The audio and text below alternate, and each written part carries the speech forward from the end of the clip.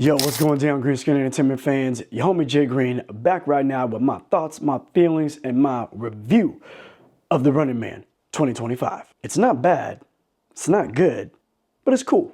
It is going to be interesting to see how this movie is received overall, and I say that because this Running Man is not in a vacuum. For about 38 years now, we've had the Arnold classic, The Running Man, and this movie still holds up as a great 80s action film with themes and concepts that are as interesting and maybe even more relevant today. However, that film did take a ton of liberties and was a departure from the original book that Stephen King wrote back in '82 under the pseudonym Richard Bachman. And this 2025 version of The Running Man is said to have stayed a lot more in line with that original book. So there are going to be those fans of the book that will compare and judge the film based on that. And usually people that are reading the book before they see the film normally come out and say that the book was better because it had more detail, more nuance, things of this nature. And on the flip side of that coin, we have fans like myself of the 80s classic that are going to compare and judge this new iteration of The Running Man to that Arnold swag and that classic 80s action. Nostalgia. And in the end of the day, because film is all subjective, we both be right. Now that being said, let me give you my rationale for why I feel that there is a great movie in here. But much like a dump cake, I feel like they took all those dope ingredients, threw it in at random, and then took it out before it had a full time to bake. Now I'm gonna start out with what I thought was dope. Glen Powell, Josh Brolin, Coleman Domingo, William H. Macy, and Daniel Ezra. And I thought all the performances in this movie were great, not just from our key players, the names that I listed up top, but from the supporting cast around them. Now, Glen Powell and Coleman Domingo are the energy in the room, and based on what the trailers promised us, they both knew the assignment and brought the heat. And based on the snippet that we get of William H. Macy, he's dope, and based on who he's playing in the film, I really would have liked to have seen more of him play out through the film, helping Ben Richards escape these hunters and whatnot. Josh Brolin is the Running Man show's executive. He's sinister and heartless in his own right. He's dope for sure, but he is the film's main villain, and we don't really get as much as I feel we should have gotten of him pulling those strings, being ruthless, heartless, and all of that. I'm not saying that we don't get him doing those things. I'm just saying that there wasn't enough to really make me feel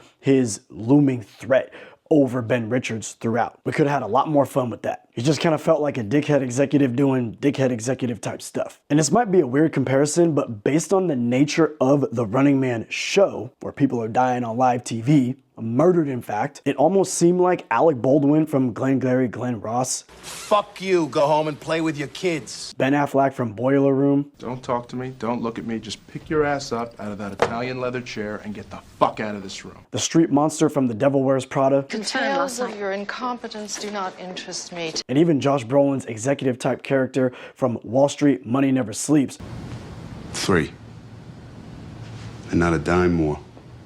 Were all more creepy, evil, heartless, and cutthroat than what I saw him doing in this movie. Daniel Ezra did what he was told to do, and he was great at it. Other than those things, it's really kind of your run-of-the-mill dystopian future situation. Nothing too special here. Now, where the movie fell for me was the fact that it felt very disjointed from the very beginning through to the end of the film. You ever watch a movie where you're like, okay, I'm waiting for it to get going. The movie has started, but you're still waiting for it to get going. And then all of a sudden, you're in it and you're like, oh shit, here we go. The movie had those moments where I'm like, oh shit, and then it kind of slowed down. Had those and then it kind of slowed down. At least that's how it felt when I was watching it. Then this movie has moments that seem very serious, like there should be a real emotional draw to what is going on, right? His daughter's really sick, deathly ill, if you will. His wife is wondering what they're gonna do for money. He's out of work for a number of reasons. I'll discuss that in a second without spoilers, of course. But there's a lot weighing on their shoulders that they got to deal with. And this movie is also saying a lot throughout about society, classes, the haves, the have-nots, things of this nature. But then it kind of turns into a silly action comedy romp at times, or something that seems like it should just be fun action. And there's not really much seriousness or emotional weight to it.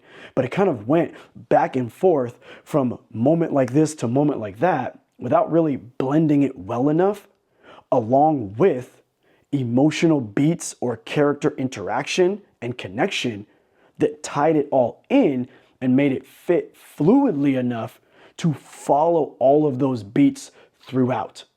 Does that make sense? So because of that, there was moments when I was like, oh yes, I'm here for what's going on right now. And then another moment would kind of take me out like, oh, are we watching this type of a movie? And then it would bring me right back to this. And I kept wishing for more of this over here. If you want to give me that drama, that grime, that grit, that action, cool, give it to me. But if you want to make it a little bit more fun, tongue-in-cheek, satire, I'm here for that. Give it to me. But you can't have your cake and eat it too. I need it all well put together. And I feel like this movie didn't give me that. Might work for you. That part just didn't work for me. Another thing that really didn't work for me was the development overall of the characters and the world that we are watching, the world that we are in at the moment.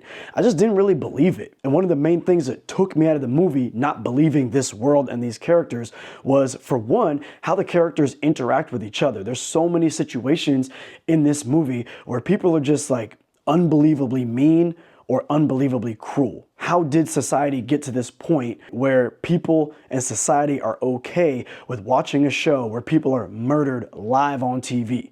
Multiple shows, not even just The Running Man, multiple shows across the television set are showcasing this type of lunacy. I don't know, they don't really explain that. Also, some of the characters in this film, at least in the beginning of the film, when he's going to the network to try to see if he can get on this show, these people are like unrealistically mean, or their actions just are over the top and make no sense to what is actually going on in the film, at least from my perspective. Like if I'm looking at movies like the original Blade Runner 2049, RoboCop, The Hunger Games, Book of Eli, even Dredd. All these films take place in a dystopian type future, but at the same time, they give context to how we got to this point where government might act like this, certain laws are flipped around and you can do this or you can do that, or certain areas of the town are like this or like that. People will act like this or that, right? And you also still have a little bit of the in-between. You have people that are good, you have people that are bad, and you have everybody in the middle. I feel like there should be a little bit more of a balance to it. And in this movie, it felt a little bit more heavy-handed onto these people act like this just to push this guy in this direction. And I felt like that was so heavy-handed that it took me a little bit out of the film. Now, just to give you an example without a real spoiler, he's obviously not able to get work. He's been fired from his job. We know that from the trailer. He's trying to get his daughter some medicine. She is deathly ill, okay? But he's fired from his job because, for one, he actually saved people from falling to their death, and in doing so, some machinery or something like that got broke. And then for two, he brought it to the company's attention that there's like some radiation leak or something like that, and they're mad at him that he was doing that type of thing. So not even on some union shit, just on some real human decency shit. And so for the fact that he's getting fired and his boss is talking to him a certain type of way, in his with his daughter being there and acting like I don't give a damn about your problems or anything like that, I'm like, that's very strange that it would be this way. Again, maybe that's just me. Might work for you. Didn't really work for me. And then another thing that took me out of the film was the main character, Glen Powell's Ben Richards. To me, he was a bit of a dick throughout the entire film. He's impatient and he's way over the top with his emotions, so much to the point where I'm like, dude, you're gonna get yourself in trouble, or you're gonna take yourself out of the opportunity to get on this show, potentially get this money, so on and so forth. The way that they developed this character, to me, he was kind of unlikable from the beginning. Didn't really feel him, wasn't really that sympathetic toward him because of the moves he was making and the way that he was making those moves. Now that being said, I like Glen Powell, so I'm gonna rock with it, right? But I'm just simply saying that if I'm looking at the original Running Man character, I don't care what Stephen King wrote. This is a book being adapted into a film, and normally you want your protagonist to be liked. And for me, I was like, he's cool, but he's also kind of a butt. I'm like, bruh, maybe if you took an anger management class, you might be able to land an interview. Christmas don't need to be canceled. Shut up! I thought the action in the movie was cool. It felt real. It felt tangible. Edgar Wright has done more fun and more unique action movies. Just look at Baby Driver. But looking at the movie as a whole, the trailer was much more exciting than the film itself. Another really big miss to me in this film was the fact that, remember, he's going on this show where he can literally be murdered on live TV, that when his daughter grows up, she's probably gonna see that on the internet or whatever. His wife has to watch it or whatever. And if he doesn't make it, they ain't gonna get no money. So now there's not even an opportunity for a 2-income household. It's just gonna be her, single parent with their deathly ill daughter who may or may not make it. Who knows? And she works at a lightweight strip club type place they allude to. So who knows what that might do to her and her little family. You dig what I'm saying? And they really never go back and forth and give us her watching him, hoping, wishing, praying that he would make it. And I felt like that was a severely missed opportunity, because that is the reason he's doing this. And if there's no emotional connection that we have between how they are dealing with this between each other over this 30-day time frame, then we're just watching this guy jump off buildings, run around in his towel, shoot guns, kill people, blah, blah, yada, yada, whatever. This is, again, supposed to be a normal dude, a normal good guy, a guy who doesn't do these things normally. And there should be a little bit more emotional weight to how does he feel doing this? How is this going to impact his family, his relationship? She told him not to go on the show, right? And we just didn't really get any of that. And I get it, you only have so much time, but I feel like there's an opportunity there to give us a little bit more of him thinking about them, more than just a picture, more than just a sock or something like that, some type of trinket. What do you want me to be paying attention to? Because like I said before, this movie is trying to speak to us and tell us about the class and this and that and what's right and what's wrong. It's trying to say something, but they didn't even really say much to their relationship. And I felt like that was a huge missed opportunity. Another thing that didn't really work for me was the ending. I'm not gonna really say how it ends. Obviously, I'm not trying to spoil it for you. If you wanna check it out, it's cool enough to check out for sure. But it was just that we're in the midst of this action and then it cuts to something different that kind of tells us what's going on. And I really wasn't feeling that, right? So I felt like his road to victory wasn't as great as it could have been.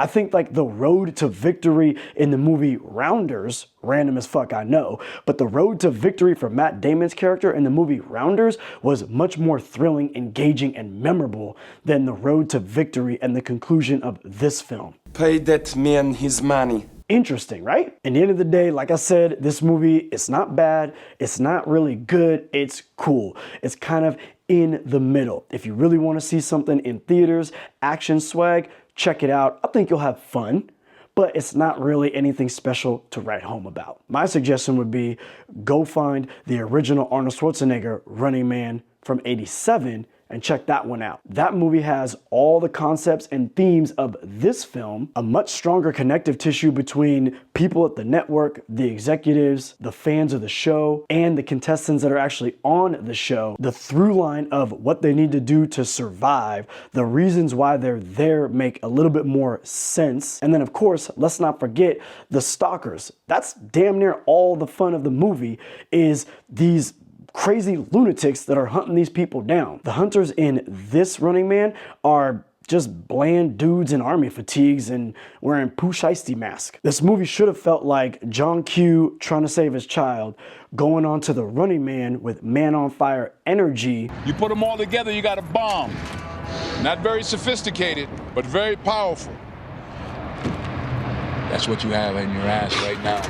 Action scenes like Baby Driver with the cinematography of Blade Runner 2049. Now I'm here to see that fucking movie. So remember, not bad, but not as good as its potential.